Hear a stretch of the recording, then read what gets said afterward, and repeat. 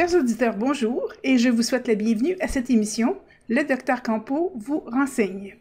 Je suis le Dr Nathalie Campo et aujourd'hui, nous allons faire suite à l'émission précédente et nous allons continuer de parler de cannabis pour vous permettre de vous faire une opinion éclairée quant à sa dangerosité dans le contexte de la possible légalisation de cette substance. La semaine dernière, nous avons vu que plusieurs facteurs avaient contribué à la tombée en disgrâce du cannabis au 20e siècle. Nous avons vu que des intérêts financiers et politiques basés sur du racisme et le sentiment anti-immigration avaient été à la source de cette démonisation du cannabis. Des hommes d'affaires tels que Hearst et Dupont avaient travaillé avec le FNB, le Federal Bureau of Narcotics, pour pousser une loi, la loi du Controlled Substance Act, qui faisait des utilisateurs de cannabis des criminels au même titre que les trafiquants d'héroïne et de cocaïne. Nous nous sommes quittés avec un regard sur deux études récentes, une en 2011 et en 2013, qui démontraient que le cannabis était la moins dangereuse des substances quand comparé à plusieurs autres, y compris l'alcool, le tabac et plusieurs médicaments d'ordonnance. Dans cette deuxième partie, voyons maintenant quelques statistiques sur la mortalité et morbidité comparative du cannabis, l'usage médical du cannabis, et enfin penchons-nous sur l'expérience des États américains qui ont récemment légalisé cette substance. Alors commençons par quelques statistiques. On va comparer les statistiques quant à la mortalité mondiale. Pour l'alcool, l'ONU estime que chaque année, les morts reliées à l'alcool sont plus de 3,3 millions de personnes. On dit qu'il y a un décès à toutes les 10 secondes qui est relié à l'alcool. Pour le cannabis, il y a une étude qui portait sur les décès reliés au cannabis entre 2001 et 2003 et la plupart de ces décès étaient reliés à des accidents. Et on a dénoté à travers le monde 800 décès, c'est-à-dire 266 par année morts reliés au cannabis contre les 3,3 millions pour l'alcool. Après avoir parlé des morts reliées à l'alcool, on va parler maintenant des complications reliées à l'abus d'alcool et de cannabis. Alors, les complications reliées à l'abus d'alcool, c'est une diminution des facultés mentales, ce qu'on retrouve aussi chez le cannabis. Ce qu'on retrouve chez l'alcool, c'est des troubles digestifs et une atteinte du foie. Il y a certains cancers qui sont causés par l'abus d'alcool, des problèmes cardiaques, comme par exemple la cardiomyopathie, des troubles du comportement, y compris le déni, la violence, et évidemment beaucoup d'accidents des facultés affaiblies. Pour le cannabis, on a vu précédemment qu'il y avait un effet sur le système reproducteur, une diminution de la testostérone et du compte de spermatozoïdes. Il y a aussi des troubles de décomportement, surtout de la démotivation, et il y a aussi des accidents avec facultés affaiblies. La question qu'on doit se poser maintenant, c'est est-ce que l'usage du cannabis conduit vers l'usage de l'héroïne et de la cocaïne, comme le prétendaient les Américains dans les années 60? On appelle ça l'hypothèse de l'escalade. L'hypothèse de l'escalade, c'est les drogues douces mènent vers la prise des drogues dures. Cette hypothèse était basée sur l'observation que les consommateurs de drogues dures avaient, eux, souvent utilisé au début de l'alcool, du tabac et du cannabis. Alors, on en avait tiré la conclusion que c'était à cause de cet usage-là que maintenant, ils étaient passés aux drogues fortes. Ce genre d'association-là, on appelle ça une corrélation. Une corrélation, ce serait par exemple de dire à Montréal, les hirondelles sont plus nombreuses entre le mois d'avril et le mois de novembre. Et à Montréal, il y a plus de touristes entre le mois d'avril et le mois de novembre. C'est une corrélation, mais ça ne veut pas dire que ce sont les alouettes qui attirent les touristes. Il n'y a pas une relation causale entre les deux phénomènes. Alors de dire que les usagers d'héroïne ont consommé du cannabis dans leur bas âge, ça ne veut pas dire que cet usage-là a causé l'usage d'héroïne. Il y a plusieurs autres facteurs qui peuvent avoir déclenché l'usage des drogues dures et ce n'est pas nécessairement parce qu'ils ont pris du cannabis quand ils étaient plus jeunes. Parlons maintenant de la guerre à la drogue, the War on Drugs, déclarée par Nixon dans les années 60. Avec le recul, 50 ans plus tard, on se rend compte que c'était un échec total.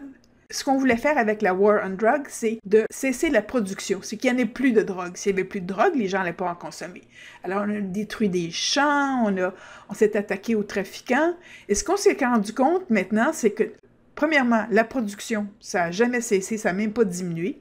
que les narcotrafiquants sont de plus en plus prospères et de plus en plus armés, que la consommation de toutes les sortes de drogues a augmenté depuis Nixon, qu'il y a eu aussi des incarcérations massives, surtout de Noirs et de Latinos, que cette guerre-là, qui était très coûteuse, était en fait très inefficace. En fait, on parle de 1% d'efficacité à diminuer l'approvisionnement en drogue. Et en plus, ça a augmenté la criminalité et la violence au lieu de la diminuer. Les coûts sociaux ont été énormes et ça a été complètement inefficace. Parlons maintenant de l'usage médical du cannabis. Il y a plusieurs personnes qui croient que les gens qui obtiennent ou qui cherchent à obtenir du cannabis pour des raisons médicales, ce sont des drogués qui veulent avoir leur drogue gratuitement payée par le gouvernement. Je voudrais que cette partie de la présentation vous donne des arguments pour réfuter cette perception. Il y a plusieurs usages médicaux reconnus au cannabis et il y a de nombreuses recherches qui les supportent. Voici un résumé de tous les usages connus déjà approuvés et ceux qui font l'objet de recherches intéressantes. Alors commençons d'abord par quelques usages reconnus du cannabis. Alors comme on l'a déjà souligné, l'usage médicinal de la plante du cannabis remonte à il y a plusieurs milliers d'années et déjà les Chinois il y a 5000 ans connaissaient les vertus du cannabis pour soulager les douleurs articulaires.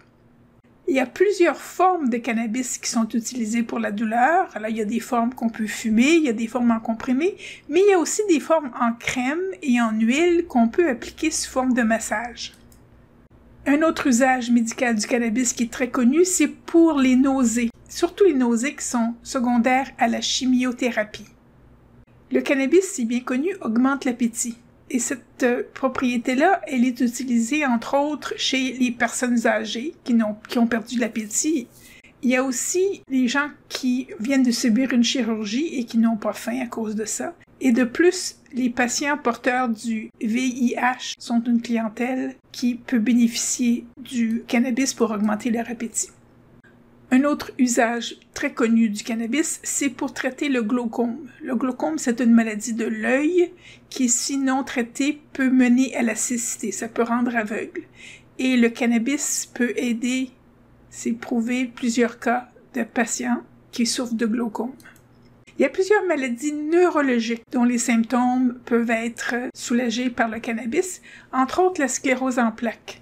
Les études qui ont été faites avec le cannabis et la sclérose en plaques montrent un effet anti-inflammatoire, un effet analgésique, un effet antispasmodique et aussi un effet antidépresseur.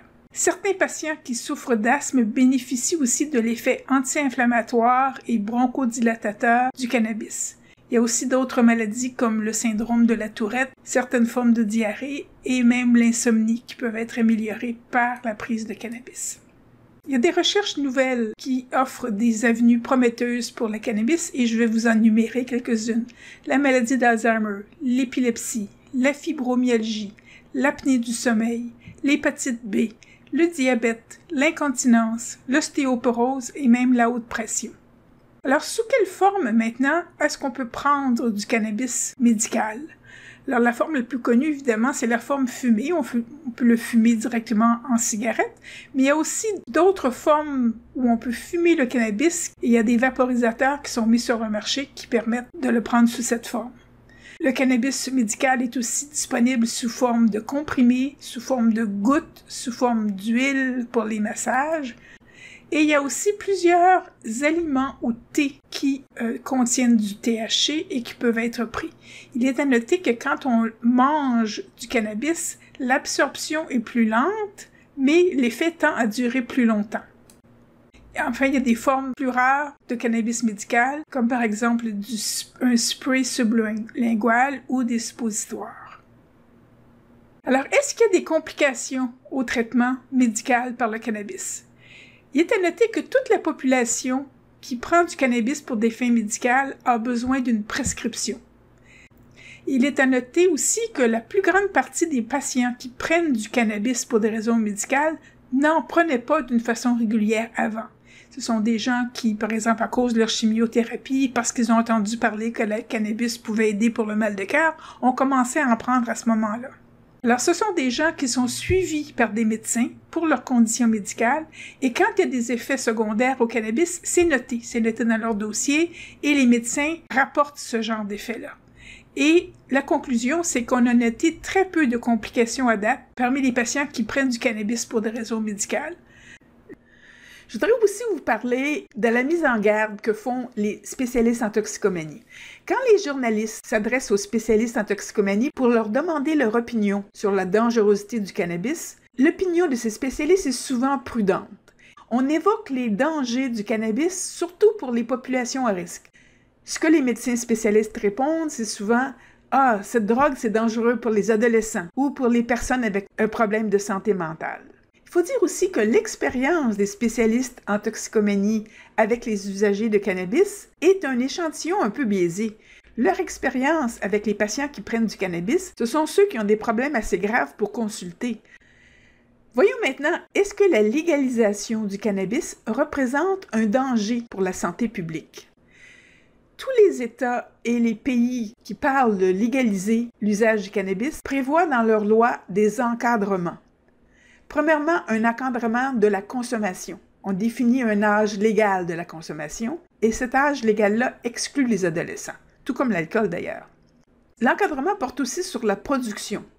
Les producteurs de cannabis doivent passer par tout un processus d'accréditation, ce qui va assurer des standards de qualité du produit et ils doivent aussi se plier à l'application de certains règlements.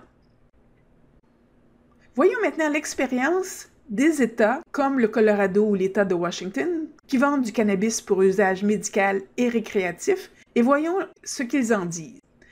L'effet négatif rapporté par ces États, ce sont l'augmentation des accidents de voiture avec un taux élevé en THC. Il faut dire que maintenant, en plus de mesurer le taux d'alcool dans le sang, on mesure aussi le taux de THC dans le sang. Alors, on peut avoir une meilleure idée du nombre d'accidents de voiture où le conducteur avait consommé du cannabis. Alors, l'effet négatif rapporté, ce sont les accidents de voiture. Il y a plusieurs effets positifs qui ont été rapportés, en particulier la diminution de la criminalité et des incarcérations, et il y a des avantages économiques impressionnants.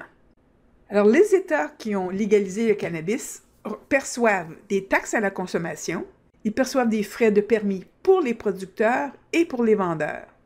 Pour vous donner une idée de l'ordre de grandeur des revenus, il s'est vendu au Colorado en 2015 près de 1 milliard de dollars américains en cannabis, ce qui représente des revenus de 135 millions en taxes et en permis.